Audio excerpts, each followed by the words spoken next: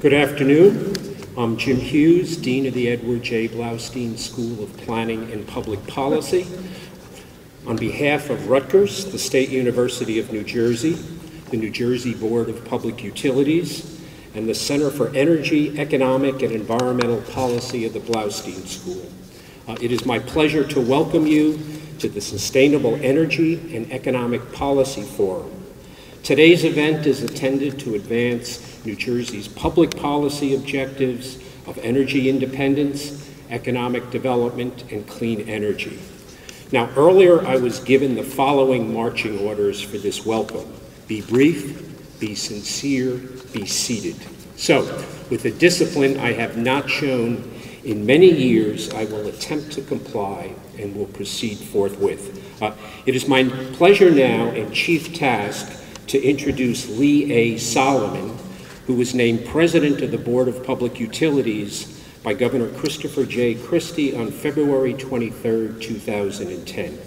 Prior to assuming this position, President Solomon served as a judge of the Superior Court of New Jersey, Deputy United States Attorney, Camden County Prosecutor, a member of the New Jersey General Assembly, and a member of the Camden County Board of Chosen Freeholders. Now, I could go on and on with other details of his distinguished career, but we have a very full agenda this afternoon.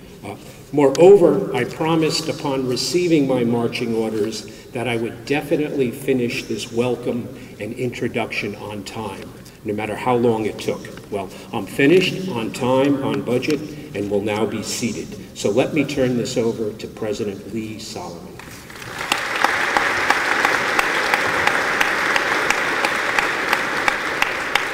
Thank you, Doctor. And it's obvious that your wife, Connie Hughes, who preceded me on the board, is sitting right there. She taught you well. Thank you all for being here today. And I'd like to thank Rutgers University, which partnered, incidentally, recently with NJIT and was selected to participate in the United States Department of Energy Solar Decathlon, which will take place next fall. They were picked, and you'll hear a little bit about that from the governor. And I'd also like to thank the Rutgers Edward J. Bloustein School of Planning and Public Policy for hosting our Sustainable Energy and Economic Policy Forum. I'd like to give my special thanks and all of our special thanks to Governor Christie, who you'll hear from shortly, for taking time out of his very, very busy schedule on a particularly busy day to show his commitment to the environment, clean energy policy, and economic development in the state of New Jersey. Thank you, Governor. I'd also like to thank our special guests in attendance, former Governor, friend, and neighbor Jim Florio, for being here today.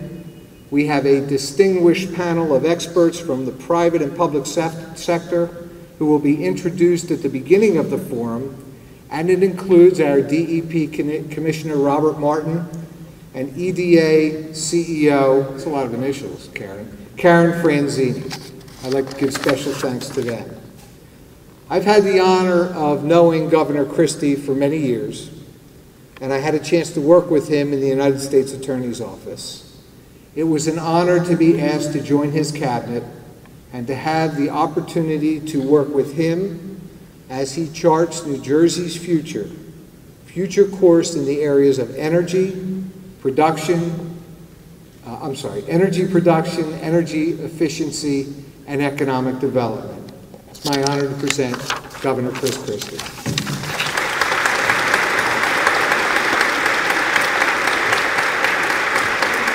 Good afternoon. Thank you all very much. Thank you to Rutgers for being our host today, the other members of the BPU who are here. I thank you for being here and for your continued hard work on behalf of the people of the state of New Jersey. I thank Governor Florio for being here today.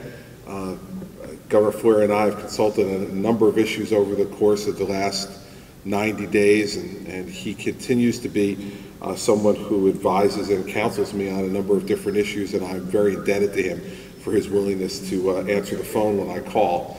I thank you, Governor Florio, for doing that, and I acknowledge, obviously, all of the other folks here who contribute mightily to what we're trying to accomplish in New Jersey, which is to have our state continue to be a place where families want to live, where they want their children to grow up, where they can obtain jobs, where they can support themselves, and where they can live in an environment that is safe and healthy for all of them. And that is, in this world, a much more complicated task than it may have been many years ago, but one that is just as achievable as we want it to be, as achievable as our commitment is going to be to seeing our economy grow again and looking at new and innovative ways to do that. I thank Lee Solomon for his commitment to leave the bench and to come and to lead the BPU during what I consider to be an extraordinarily important time in our state's history. It's no mistake that Lee is sitting up there next to Bob Martin. I think that the cooperation and work that we need to do between the Department of Environmental Protection and the Board of Public Utilities is indispensable. Those two have to work extraordinarily well together in order to make sure that we accomplish the things we need to accomplish, which is to get quality for the ratepayers across New Jersey for the energy that is produced and consumed here, to protect our environment, and to achieve economic growth for our citizens. Now, BPU and President Solomon will be, at my request, conducting a review of the Energy Master Plan as it exists now, and making sure that over the course of the next 90 days or so, as they continue to take that look and continue to give advice and counsel both to the administration and to other departments, that we're looking at it in a way to use, as we talked about during the campaign, energy as industry for New Jersey.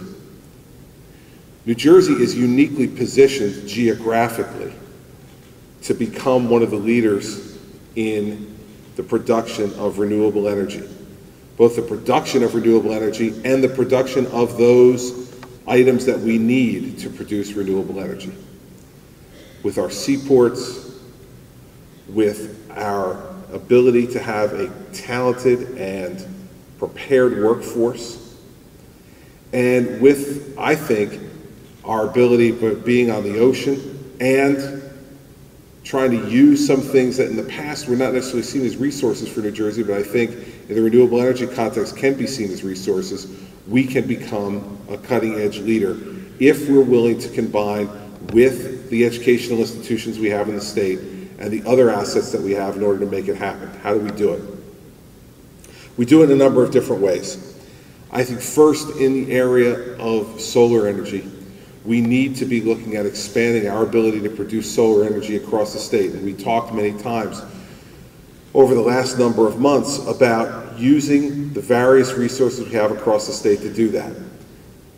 We have hundreds of acres of landfills in New Jersey, some that are still in use, some that are laying fallow, that are not being used in any type of productive way.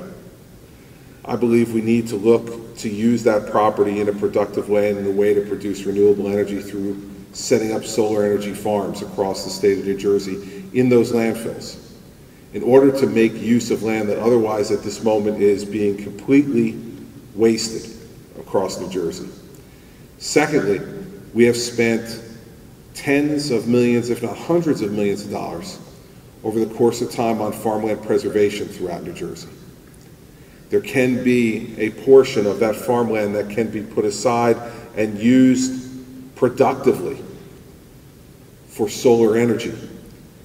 This is something that I think can be done in an environmentally sensitive way and one that can be done to further use that land which the public has already paid for. In wind energy, we actually have the opportunity, because of the work that has been done already, to be able to take a lead on wind energy. And I've assigned Commissioner Martin and President Solomon to work on this issue in particular.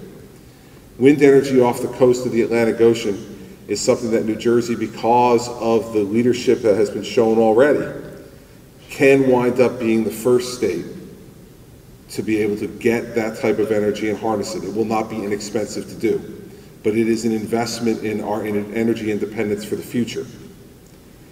And these renewable energy pieces can lead to extraordinary manufacturing opportunities in New Jersey.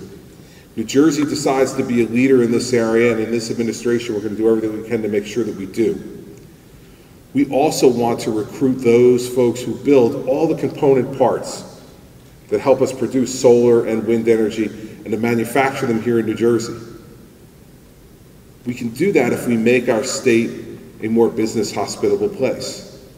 And so as we have the discussions that we're having across the state now over the next 8 or 9 weeks regarding our budget and regarding the financial condition that our state is now in, all of those discussions need, in my view, to be geared and focused towards how we make New Jersey business friendly again, how we make it a place where manufacturers, new manufacturers are going to want to go.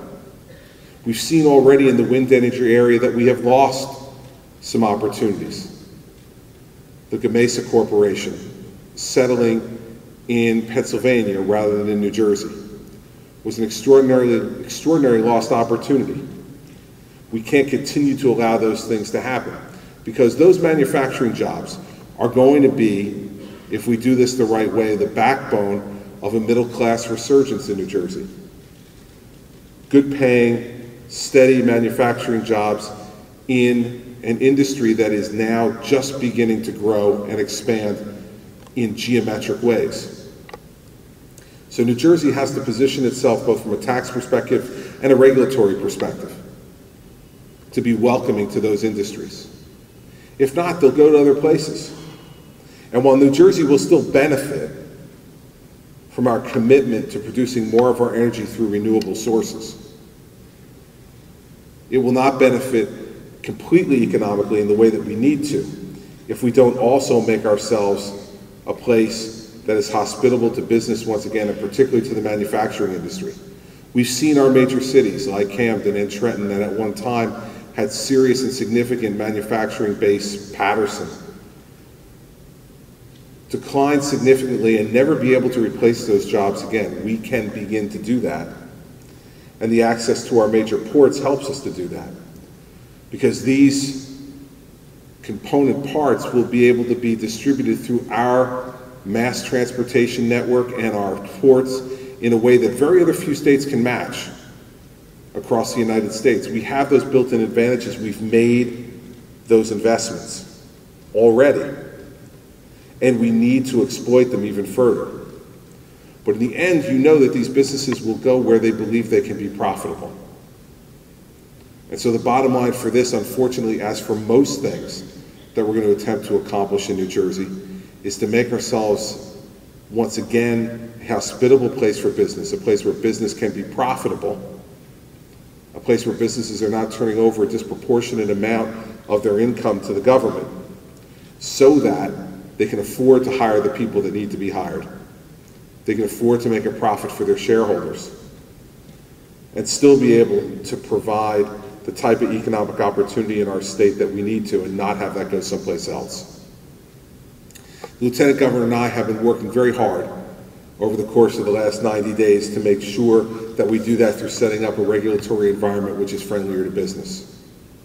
And so our hope to use energy as industry is not just to create more New Jersey produced energy, and we need to do that, but also to provide, once again, the basis for a New Jersey manufacturing economy that can help to support the lifestyle that the people of the state of New Jersey want and need for themselves and for their families. We come together on Earth Week, and the environmental policies of this administration are ones that are going to get a significant amount of focus and attention, and they should.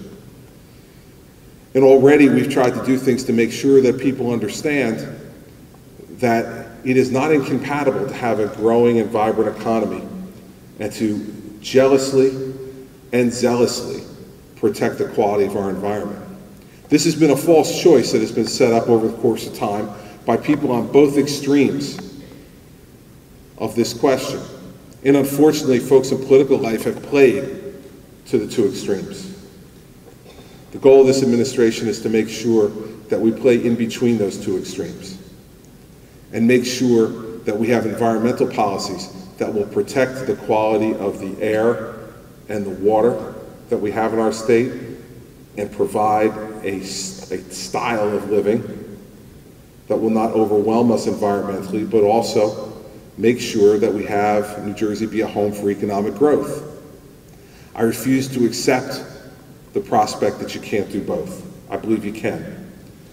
And I know that Commissioner Martin is working every day with people associated both with the business community and who are advocates for stronger environmental policy to bring that type of balance. Both sides will have a seat at the table in the Christie administration to air their views, and in the end, we will decide policies on a case-by-case basis that make sense to achieve those goals. A clean water, clean air, safe environment that also can provide an appropriate home for economic growth in the state. Now, Rutgers and NJIT being selected as they were by the Department of Energy for the decathlon is just a tip of the iceberg of what is possible if we begin to exploit our assets in higher education even more. And we'll have some announcements in the next couple of weeks about the way this administration is going to want to approach higher education in a different way. And certainly during these extraordinarily challenging economic times, the pure solution can't be money, because we don't have it and we can't print it. And so what we need to do is to figure out ways to coordinate the efforts of our higher education institutions, to not have them operating in silos, each making different and sometimes repetitive decisions that don't exploit the assets of each university and college in its best way, but oftentimes provide confusion for overlapping missions, that don't spend tax dollars efficiently, and don't provide the greatest opportunity for these institutions to be additional engines and laboratories for economic growth. And so higher education is going to play a large part, and the governance of higher education is going to play a large part in our ability to be able to use energy as industry. Because only if we exploit also our intellectual assets in the state will we be able to maximize our ability to use energy as industry. And so that's why it's so important that Rutgers is a host today, and that we continue to look at our governance policies in higher education to try to bring a greater focus and a greater sense of purpose to our educational institutions, not only to educate our young people and our adults who are returning for further education, but also to be the intellectual arm of our economic engine. We can do that, and we should do it.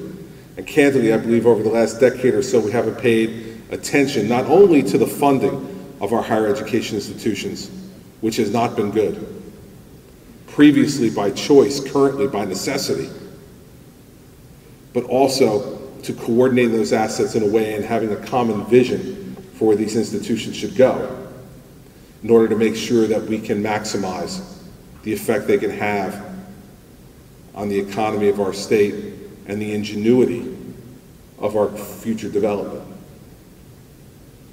Now, as Lee said, these are very busy times and very busy days. And I recognize too that all of you here, well, you're here to discuss energy policy and environmental issues and economic issues that are cross currents for those policies. You also are aware that the state is in the midst of an unprecedented fiscal crisis. And so I'll end with a few words on that for all of you. As we look forward across the next 8 or 9 weeks between now and when the state is going to adopt a budget, in the same way that we have to ignore those extremes on the spectrum who say that good environmental policy is always at conflict with good economic policy, I would suggest to you must ignore those people on the extremes of the debate regarding our state's fiscal future. There are some that will say the only good government is no government. I don't agree with that. And there are those who believe that every answer to every problem is an ever-expanding, ever-growing government that consumes literally areas of our state, and I don't agree with that either. But there are a few things that are no longer in dispute, I suspect, is that New Jersey is the most overtaxed state in America, and that New Jersey has the highest unemployment in the region. And I would suggest to you that those two things are not a coincidence. Business goes where business can be profitable. Business investment goes to those places where business capital is treated well. It stays in those places where it can prosper and grow. And so I would warn everyone that the easiest thing in the world to do in political life and in political conversations is to say, let's tax someone else to solve the problems that affects us. I want smaller government, but cut someone else's program, not mine. See, because mine's valuable. Those other guys cut their programs. You will hear much hue and cry over the next 8 or 9 weeks, but for anyone who posits either of those propositions to you, ask them this. For those who say, cut government but don't cut my program, just ask them for how they would have solved $13 billion worth of deficits over the last 13 weeks. $2.2 billion in the current fiscal year and $10.7 in fiscal year 11. Ask them if their program can't join in the shared sacrifice, then why not? And why are those other programs that are also being reduced less valuable? And for the person who comes to you and says, just tax somebody else and give me my money, ask them if they really think that the taxing will stop there. You know, I love people who say, just one more tax, Governor, just this year, just one more, and then we'll be fine. Well, what happens next year? When, if we don't address the problems now, other cuts will have to be made. Some of the same cuts that were suggested this year will have to be made, and the same arguments will be made over and over again. There are times when I'm sitting in the State House in Trenton and I do feel like I'm in the middle of the movie Groundhog Day. Except that movie's been going on for 20 years. Some of these same arguments on both sides were made to Governor Florio in 1990 when he confronted the fiscal crisis that he faced in 1990. Some of the same arguments are being made today, and scarily, they're being made by the very same people who sat there in 1990 protecting their own piece of turf to the exclusion of the greater good. No governor wants to sit there and say no over and over and over again. No governor wants to cut every department of state government. No governor wants to reduce school aid and municipal aid and do all that other cutting at one time. But for too long, we have avoided these problems. For too long, we've avoided these problems, and now they need to be dealt with. And so for those people who tell you they have the happy solution, the solution that will make everybody feel okay, or will just make you feel okay and hurt somebody who you don't know or can't relate to, understand, those people with the easy solutions will be coming knocking on your door next. It's just a matter of whether we want to have shared sacrifice at one time or whether we want to destroy our state's economy and cause pain just one sector at a time. I believe that the hopeful future of our state is contained by all of us pulling together at one time and sharing the sacrifice together to create a more hopeful tomorrow. To create a tomorrow when New Jersey will not be the leader in tax burden, but will be once again the leader in economic opportunity. Because unlike almost all of the other states, we will have gotten our fiscal house in order. We will have made the difficult decisions. That will allow us to have an aggressive green energy program that we can help to finance because we will have gotten our house in order and had economic growth, expanding our tax base, having more money, not less money, coming into the state coffers. Then we'll be able to prioritize among those most important things to our citizens. Delaying the day of reckoning just digs our hole deeper and makes matters worse. And so, for all of us, we need to decide over the next 9 or 10 weeks, what kind of state do we want to have? Do we ever want to have a state that continues to hide its head in the sand,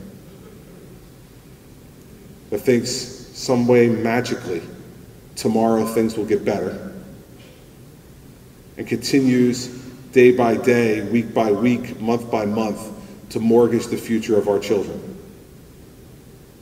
in a growing sea of taxes and debt and excessive spending that will make our generation look like the instant gratification generation to those who come after us? Or are we going to be willing to dig in and to make the difficult decisions that need to be made in order to put our state back on a track towards prosperity and growth, which will allow us to use energy as industry, allow us to have economic, environmental, and energy policies that will make New Jersey a center for growth again? Those are the stakes.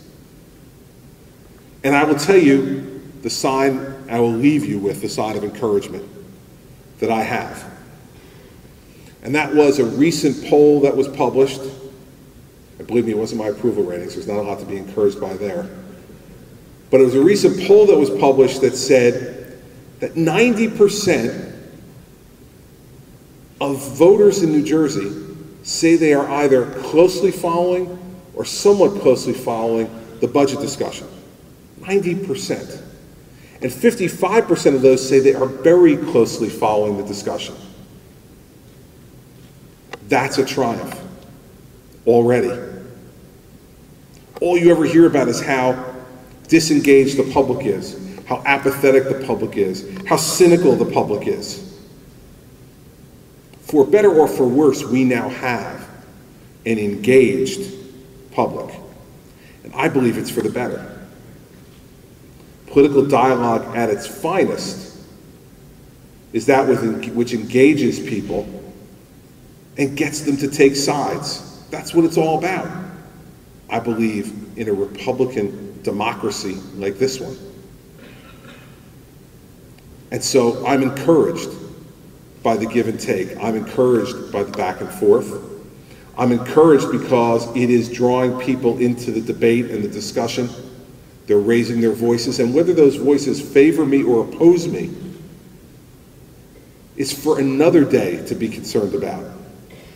For today, we've got New Jersey's attention.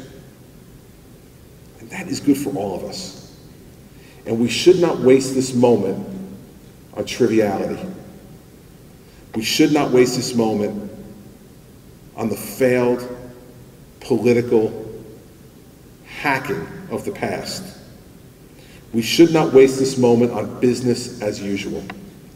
We have a unique moment with an engaged public, and each and every one of us, as members of that public and as leaders in our individual spheres of influence, should use this as an educational moment, should use this as a moment to revitalize our democracy, should use this as a moment to get people engaged in making the hard choices that need to be made for the future of our state, and more importantly, for the future of our children and grandchildren. So, for better or for worse in these times, all else that we discuss, including the things you will focus on today, are subsumed within that greater debate. And to come here today and try to talk to you about just this narrow issue, important as it is, and pretend that it can be divorced from the larger conversation, would be participating in the petty and blind politics of yesterday. All of this is subsumed within the greater argument. So it's time to suit up, ladies and gentlemen. Sitting on the sidelines is no longer an option. And candidly, while I'd love to have you wear my team's uniform, as long as you have one on, for a whole variety of reasons, it would be better for all of you to be participating in this debate and discussion, because we need caring, concerned, intelligent New Jerseyans to weigh in and let their voices be heard. And I am willing to let the fate of any proposal that I put forward rise or fall on that consideration. And so I come to you today not only to thank you for your willingness to participate in this forum, to thank you for your care and concern about our state and its future, but also to exhort you to rise to the moment of challenge. This is our moment of challenge, and we must rise to it together. And if we do, no matter what the outcome, and no matter how the political pundits and writers write about who the winners and losers are, I am willing to guarantee you that the ultimate winner will be our state. Because I have faith and hope and trust in the people of this state. I believe that they love this place and that they want to make it better for their children and grandchildren. So ultimately, if we all suit up and participate in resolving these issues, we will all be the winners, because our state will be the winner. And so I am honored to be a part of leading that conversation.